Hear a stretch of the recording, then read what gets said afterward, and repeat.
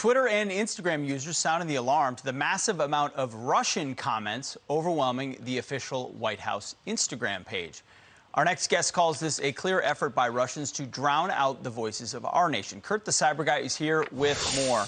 Kurt, great to see you. So what is up with the White House Twitter feed and Instagram feed? Really good question. Good morning, Pete. You know, what's interesting here is you don't have to compromise or breach security or install malware for it to be an attack. But make no mistake, the White House Instagram account is under attack by Russian voices to the tune of hundreds upon hundreds, if not thousands, of these posts that are on there. And the question is, why is the White House just letting them sit there? What's not good here is what's getting across. This is Russian propaganda that is drowning out every voice. And if you and I went on there to say we want to participate or interact with a conversation, nobody would hear us. How's that good for us? Let's just tell you a couple of these posts that people are putting on there. And I've put them through the translation from Russian to English. And for example, iMaxi handle says this: we're Russians, we don't give up.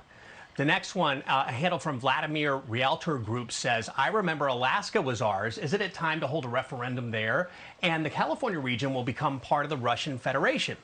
Another, when will you start writing in Russian U.S. government leaders, assuming that at some point Russia is going to be taking over this country? That has 2,586 likes, if you can believe that. Well, guess what? This morning, you wake up, you see this kind of crap going on, and let me just tell you, we warned you that the U.S. would start to see this garbage on our soil. And if it's not been an alarm until now for you, this is the moment you say, lock up your technology. If you haven't done that already, it is time to do it. From your phones, computers, tablets, home and work, get it done. Got you covered, did a whole review online at cyberguy.com. Look at it there.